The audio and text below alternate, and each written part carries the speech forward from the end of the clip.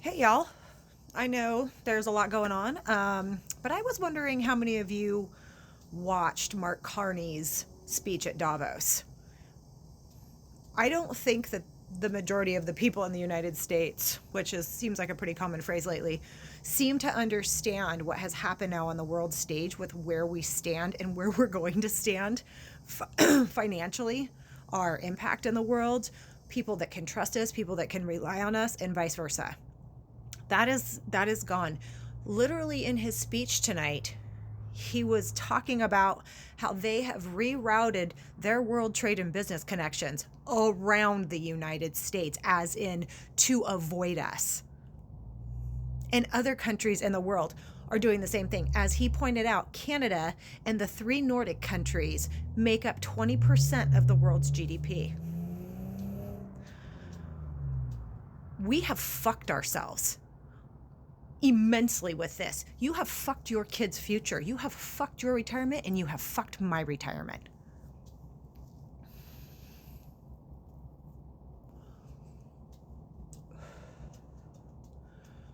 This is going to turn out a lot differently than it did after 1939, because that was something we pulled out of and went up through, even through the civil rights era, right? We were still progressing towards women having rights, to better equality. We're on the downhill slide.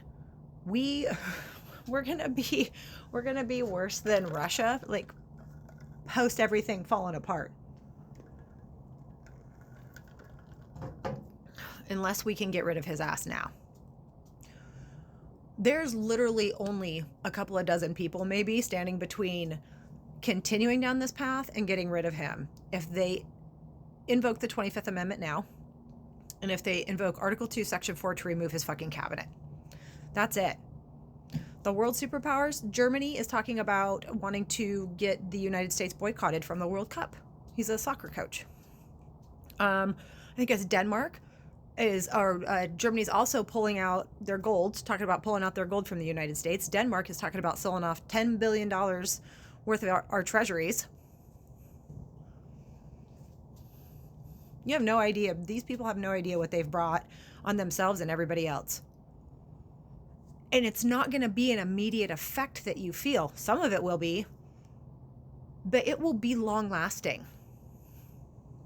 It will continue to deteriorate society. The longer he stays in power, the worse it's going to be for us in the long run. We could recover from some of this now if we got rid of him. Because if you think this man is going to allow for midterms,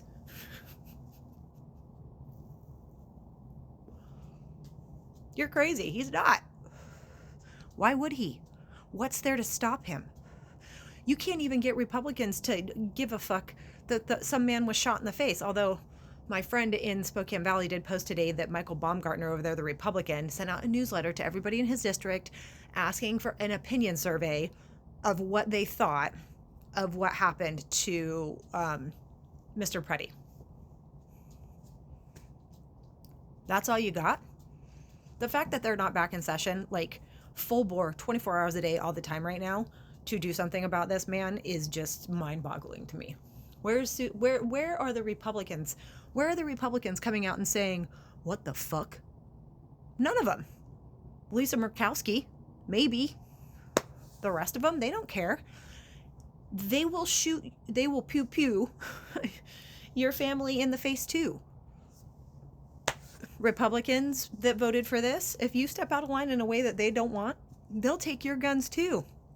They want to see everything on everyone. It is not just us. Believe that. They want everybody to fall in line. And you'll get to a point that you're so miserable, you're going to want to fight back. And guess what? You're going to look around and realize they already got rid of all of us. Or they're trying to.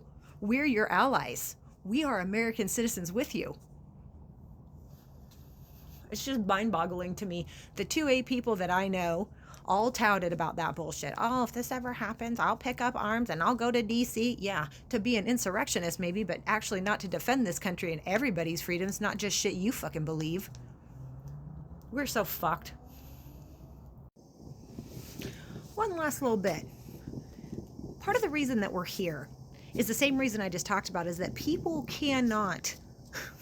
Their attention span is so fucking short in this country that they like Joe Biden's presidency, like anytime anything's done good, they don't give it enough time. Oh, well, you just didn't fix the country in fucking 4 years, so, time to swap all this shit out for something else.